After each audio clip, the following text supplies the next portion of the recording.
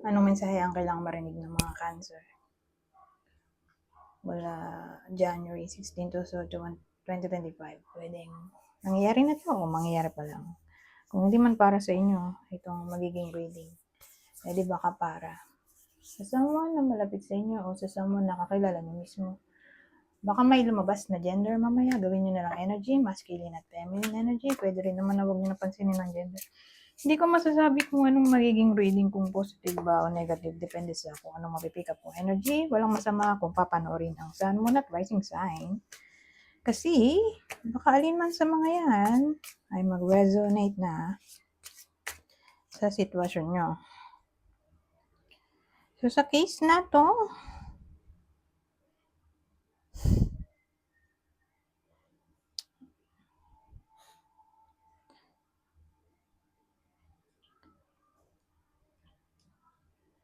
ano to? Medyo weird.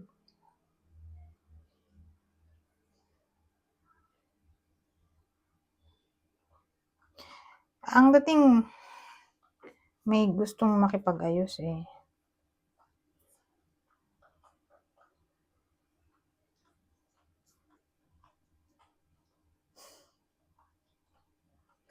Kaya lang,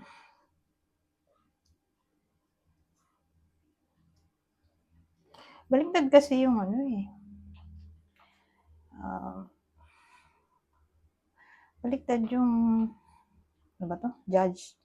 Judgment natin. So, ang dating, di ba, may gusto nga makipag-ayos.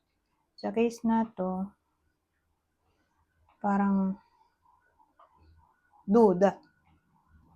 Kung maayos pa ba.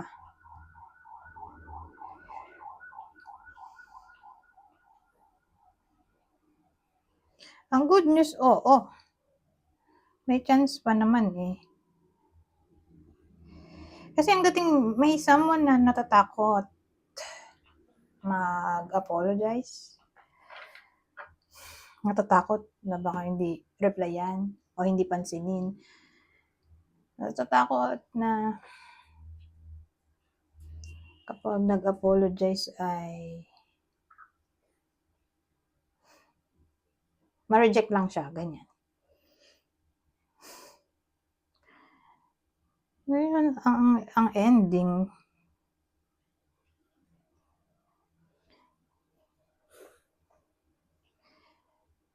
itutuloy pa rin ng someone yung kanyang plano. Okay?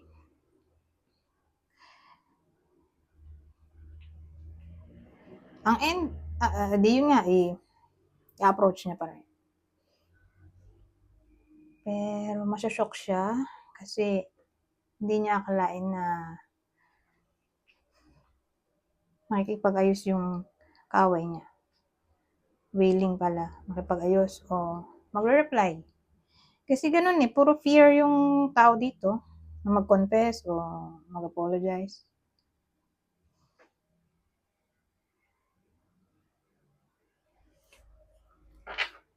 Pero hindi naman pala ganun yung case dito.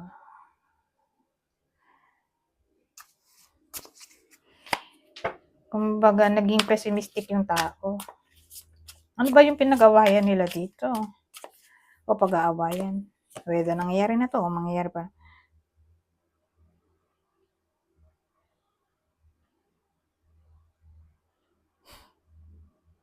Anong pinag-awayan nila? Queen of Cups.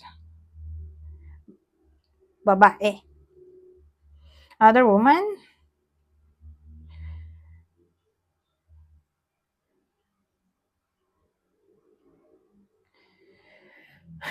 At yung other woman,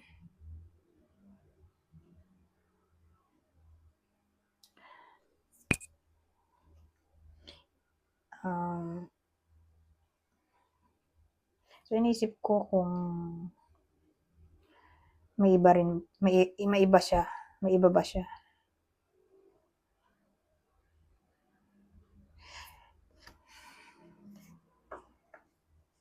Hindi naman to ex eh.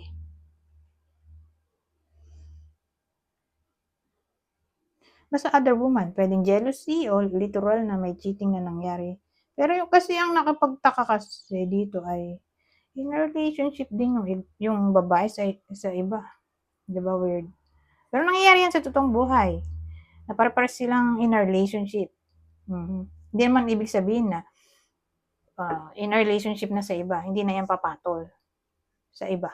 Na imposible ang third party. Maraming case na ganyan. Para silang in a relationship.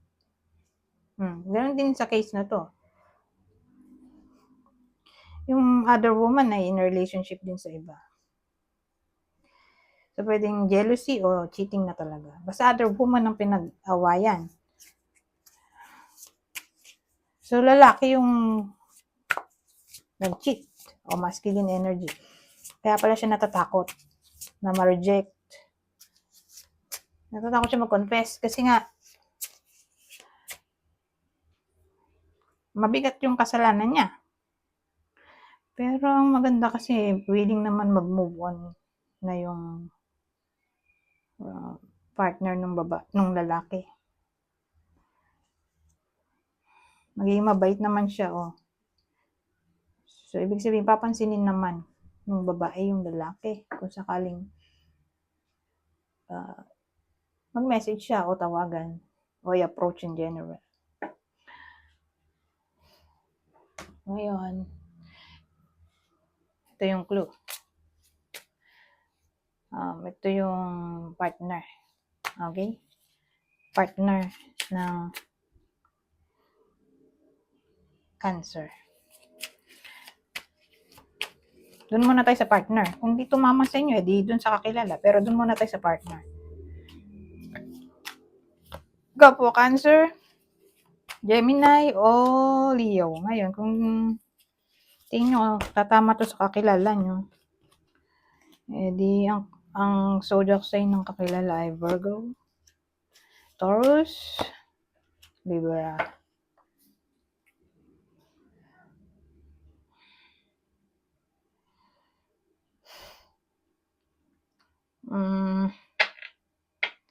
Ngayon, baba tayo ng ibang information dito. Minsan nagdidikit yung kwento, madalas hindi. Pero tingnan natin.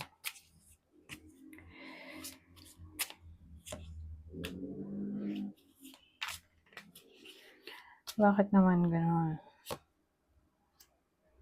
Double 4?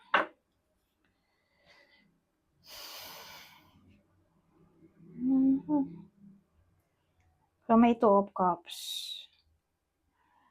So, baliktad ang dalawang to.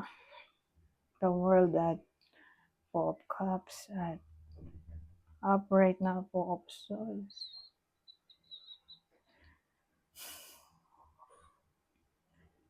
So, mag-lovers yung bida.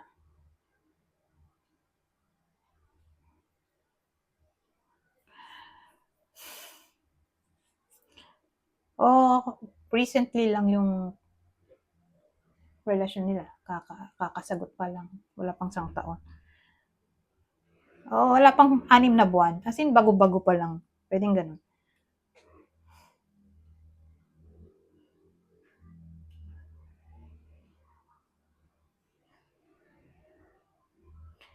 Nangyari dito. May problema dito,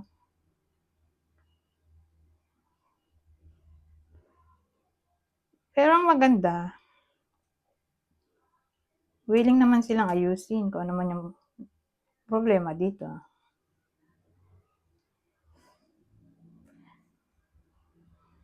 Teka. Maganda ko i-clear natin itong dalawa bago ako dumaretso sa reading. Clarify natin itong mga to. The 4 Swords, yung the word. Problema ay communication. O hindi sila fit mentally.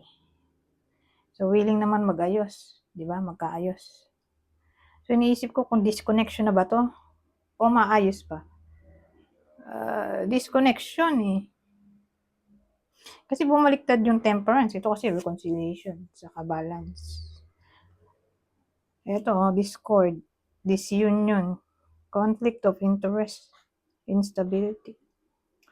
Wala pang reconciliation dito. Pero more like tatama to sa mga magkarelasyon na wala pang 6 months o eksaktong 6 months. Wala pang 1 taon.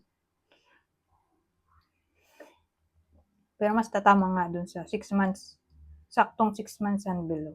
Bago-bago pa lang. Na yun nga mag-aaway sila dahil problema sa communication, distance, o mentality, defeat mentally, uncompatible mentally.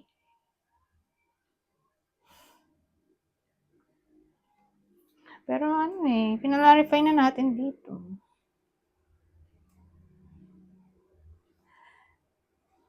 Incompatible pala. Incompatible mentally.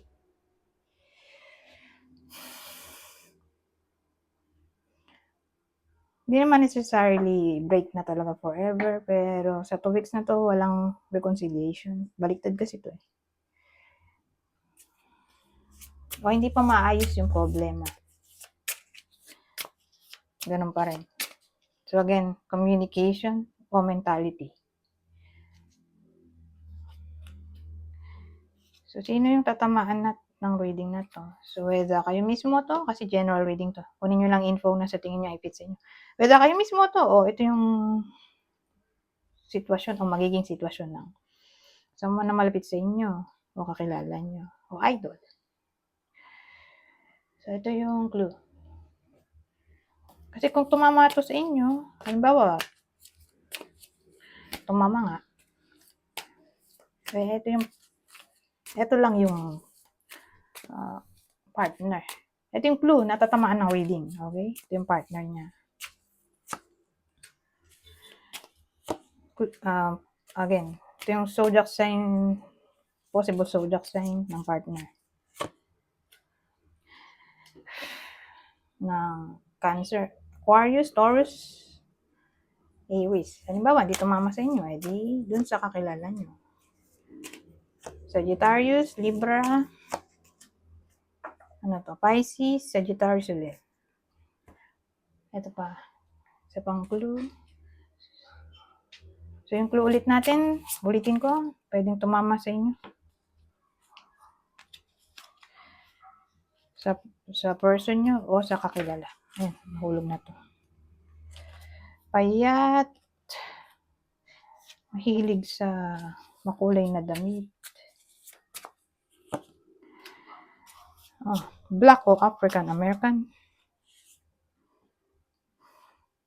O baka nasa Amerika yung isa o dalawa sila. O isa sa kanila ay ganito, Black American o African. Black American o Black African. Kasi may maputi namang African. So yung isa sa kanila o pwedeng both ay nasa Amerika o Africa. O Black American o African. O kung di man ganyan siguro maitim. Isa mo na maitim. Oh, white na ngayon. Kanina Black o African American. Ito naman white American. So again, pwedeng sila mismo na dalawa ay nasa Amerika o Africa. So kung di Black American ay white American yung bida sa kwento na to. O sila mismo yan, Black o African American o white American. Na may lahing Pilipino. O di ba? Pwede rin. O native na sila doon dahil karoon na sila ng green card. O sabihin natin matagal na sila. Citizen na sila doon. Dahil matagal na sila nanirahan. So again, baka pare silang nasa Amerika. O isa lang. Anyway, ito. Punta tayo sa susunod. Pang masasabi nito.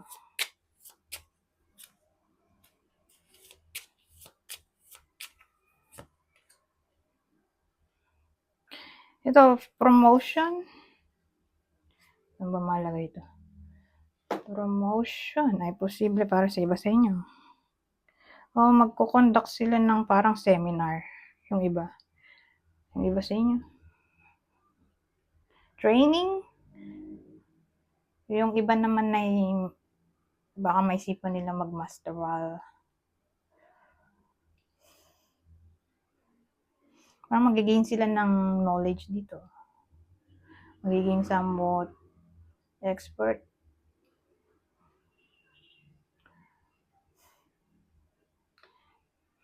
Ngayon, harmonious naman yung relationship whether sa workplace o sa karelasyon. Ano pa ba? Makakukombine dito.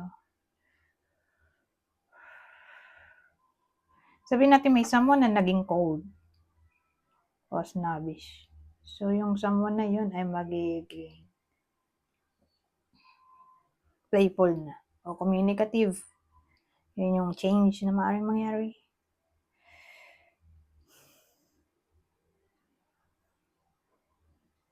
Whether kayo mismo yun o may someone na magiging ganun. Tapos yun nga, may ibang ihip ng hangin.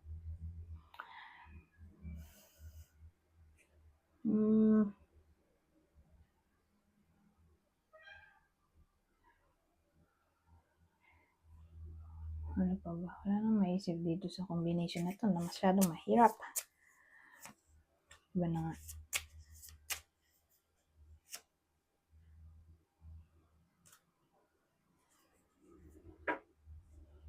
Key.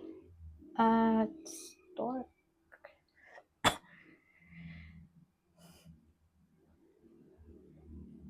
Promotion ulit.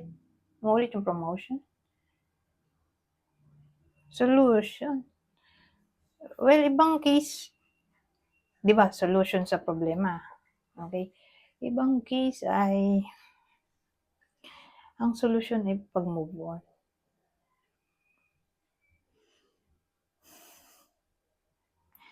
Ngayon, ibang case din relocation, immigration.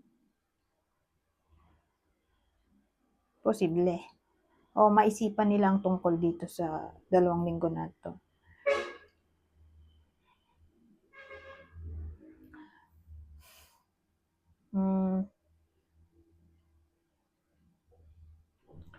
Ngayon, pregnancy, possible din. Kung yun ang wish. Pero kung ayaw, edi prevention is better. Better than cure, di ba? Ano may cure yan?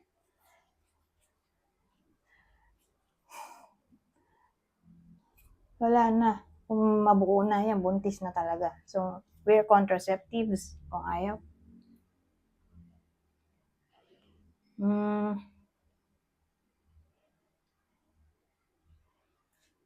Baba. So, sabihin natin, may nilalakad yung iba sa inyo o pinoproseso o inaasikaso. Ito. Maayos na yan. Sabihin natin may hinihintay na result. Ito, makukuha na sa loob ng 2 linggo.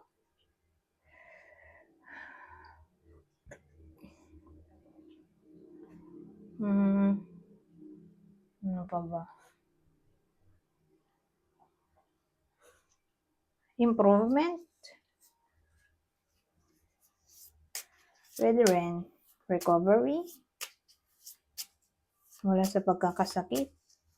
O anything na nagpa-hurt sa iba sa inyo. Pwede rin.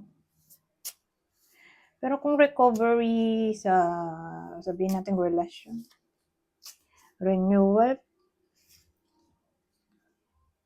Pwede rin naman. Reconciliation.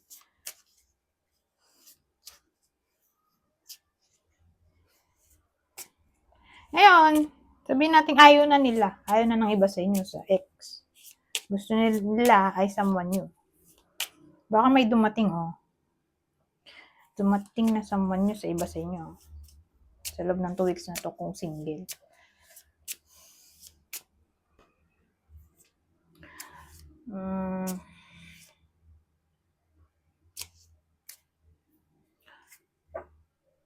Anyways, dito na tayo sa uli. Ano pang masasabi nito? Babasahin ko na lang. Kukuha ko ng 6. Kunin nyo lang yung info na sa tingin nyo ay fit sa inyo. Follow what lights you up. It's okay to take your time. It's okay to have needs and to fulfill them.